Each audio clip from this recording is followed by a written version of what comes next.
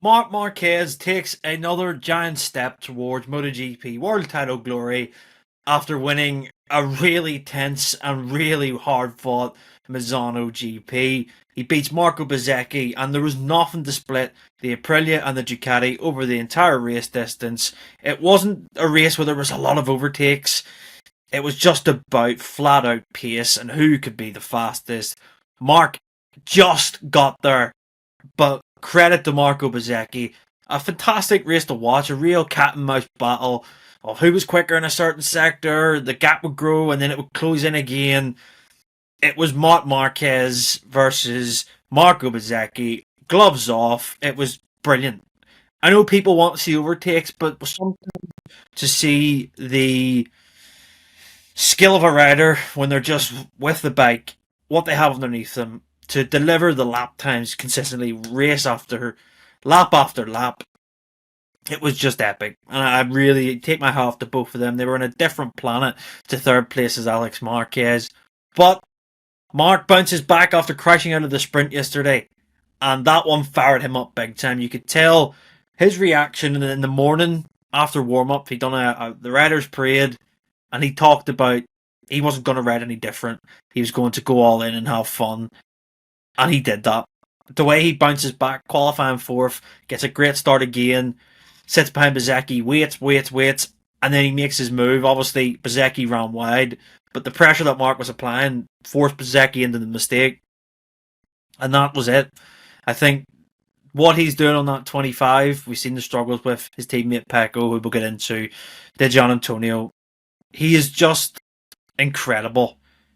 He yesterday after what happened, the crash, and there was fans obviously cheering his crash, and he got asked by the Zone what he thought about that, and he said they defined themselves, and he does his talking on the track.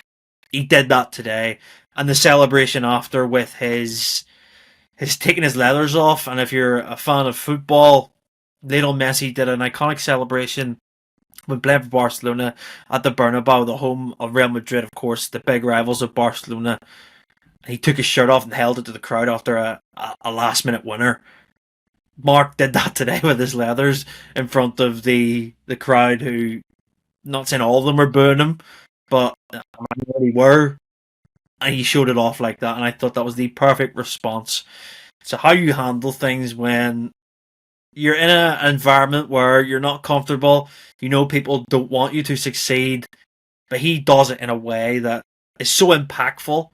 It comes across so just defiant of his character, and I think the character that he's not talked about enough is the resilience that he has when faced with moments of adversity. He rises above, and it brings out the best in him. I think that 2019 comes to mind whenever that incident in qualifying with Valentino Rossi happened, and the day after he went and beat Quadraro on the last lap, and he took his helmet off, and you seen the emotion that he had in Parc Ferme, the screams, the cheers. It was very different today. It was very much I'm the man sort of thing, blowing the kiss to the camera straight after the race as well on the onboard. He just displays this confidence of he knows he's the best, and when someone does that, the magnetic draw of the character that he has to him, and it just makes you want to just you want to see more of that when he rises to his best. I love when he does it, because this year, arguably, some could say he hasn't been pushed enough. But when you see him get pushed like that today by Marco Bezzecchi, it really gives him satisfaction knowing that the old magic is still there. He still has that. And yeah, Bezzecchi, like I say, was so impressive. A really, really great weekend for him in Aprilia.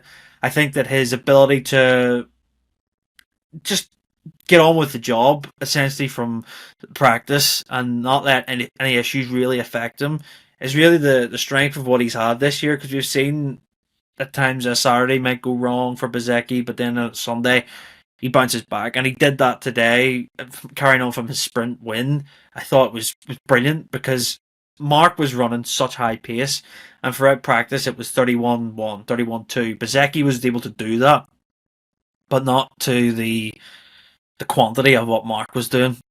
but he was able to match him today. It was just epic. I mean, I'm going to check the race times here. I mean, it was 5 attempts that covered them at the line. They were 7.7 seconds clear of Alex Marquez and 10 seconds clear of fourth.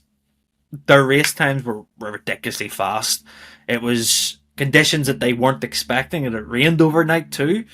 And the track obviously has it's great grip. It's a real grippy circuit. But even Bezzecchi, who's done so many laps of Misano, obviously with the VR46 Academy, and just training there, he felt that it was really tricky today. And for him and Mark to really pull the gaps that they did, that was epic stuff from them. And I'm really glad I got to watch a good, tense GP because it was so enjoyable to see a Ducati versus an Aprilia rather than a Ducati versus Ducati. It was brilliant. And I think that Bezzecchi deserves so much credit this year. I did say in a podcast that I thought that he would be third in the World Championship. I think that he will be by the end of this year because Pecco Bagnaia, he's finished. Mentally, Pecco's finished for this year. He crashed out again today, and again he was 13th in the sprint. What can you do with Pecco? He can't do any more. He can't fix the bike. He can't get around the issues on it. Bezzecchi has third in his sights, and I think the gap is 8 points, I believe. So there is plenty of opportunity for Bezzecchi during the flyaways, where the Aprilia sometimes is iffy, but I think that him as a rider in that package, he can get third. Yeah, it was really a really good race today. Like I say, Alex Marquez, he's pretty much secure in second place in this championship now. He's got a 93-point gap over Pecco Bagnaia. A shame for Alex. I thought he would have had more. He was second, obviously, in the sprint yesterday, but yeah, just didn't seem comfortable in the first sector. But how can you when those two of area are just going? And Marc Marquez, like I said, I'll end it on this. He can win the World Championship in Motegi now. He needs to finish the whole weekend 3 points more than his brother. So by the Sunday GP, if he's a point gap of 3 more than the scored points of Alex over that weekend, we'll be looking at a 9th world title, a 7th MotoGP, and get this, if he wins the Grand Prix, it'll be his 100th Grand Prix win across all classes, which just, the numbers add up for him. In Japan, where of course he's had so much success with Honda, that'll mean a lot to him as well. Yeah, it was I could say, a real defiant win for Mark. He always seems to have these wins around Misano. Like I say, he had one in 15 when it was in tricky conditions. 17 was really defiant in a real close title fight with Dolby. 19 meant a lot. It fired him up. 21, his final ever win with Honda was at Misano. 24 last year, his win with Gresini.